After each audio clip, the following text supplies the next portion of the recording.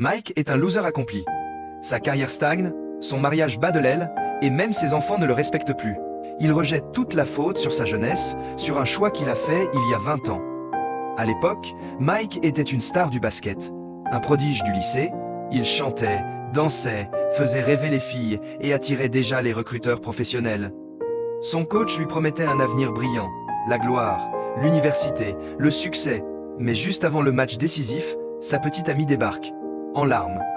Elle est enceinte. Le monde de Mike s'effondre. Pendant le match, il n'a plus la tête au jeu, rate tout, et finit par abandonner le basket. Il choisit l'amour et renonce à son rêve.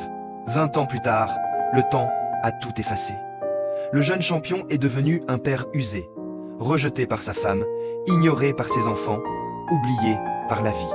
Viré de chez lui, il se réfugie chez son meilleur ami Will, un geek excentrique et riche. Et pour couronner le tout, au travail, après 20 ans de loyauté, on lui préfère un gamin embauché depuis 2 mois. Rien ne va plus. Un soir, désespéré, Mike retourne dans son ancien lycée.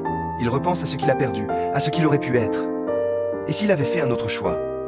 Sur le chemin du retour, il croise un vieux concierge mystérieux, debout sur un pont. Il s'approche pour l'aider, mais glisse et tombe dans un étrange vortex lumineux. Quand il se réveille chez Will, il comprend l'incroyable. Il a retrouvé son corps de 17 ans. Will panique, pense à un fantôme, et tente de le chasser. Mais après un moment, ils réalisent tous les deux. Mike a une seconde chance. Décidé à réécrire sa vie, Mike se fait passer pour le fils de Will et retourne au lycée.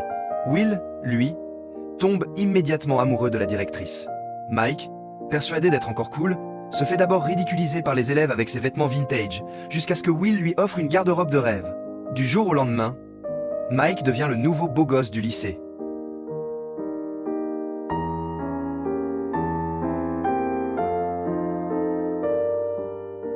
Mais le destin s'amuse encore. Il atterrit dans la classe de sa propre fille. Face à elle, il sourit comme un père attendri, sans pouvoir lui dire qui il est. Et elle, troublée, ne comprend pas pourquoi ce garçon la regarde avec autant de bienveillance. Bientôt, Mike découvre que son fils est harcelé par un voyou, le petit ami de sa fille. Il décide d'intervenir.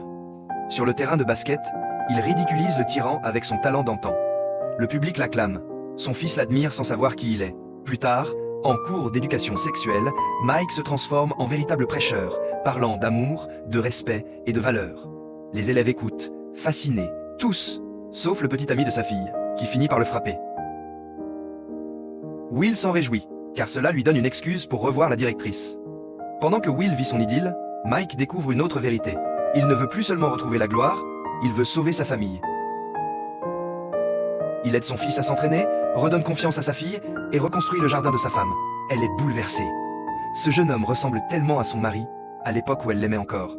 Leur complicité renaît, mais Mike doit se retenir, incapable de révéler la vérité. Mais un soir, tout bascule. Leur fille, blessée d'avoir été quittée par son petit ami, trouve réconfort auprès de Mike et finit par développer des sentiments pour lui. Situation impossible. Plus tard, lors d'une soirée, Mike, ému, embrasse son ex-femme. Elle le gifle, choquée, et leur fille les voit. C'est la catastrophe.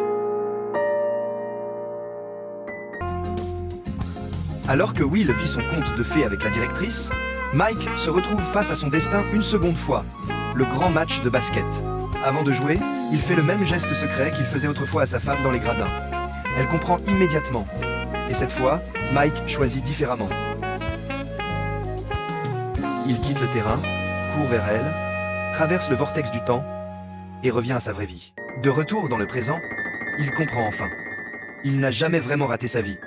Il avait simplement oublié pourquoi il l'avait choisi. 20 ans de regrets s'effacent d'un coup. Il regarde sa femme dans les yeux et murmure « Si c'était à refaire, je te choisirais encore. » Parce qu'au fond, on passe notre temps à se plaindre de ce qu'on a perdu, sans voir ce qu'on possède déjà. Alors, au lieu de rêver d'un passé qu'on ne peut changer, mieux vaut aimer le présent, vivre ici et maintenant, et embrasser tout ce qu'on est, sans regret.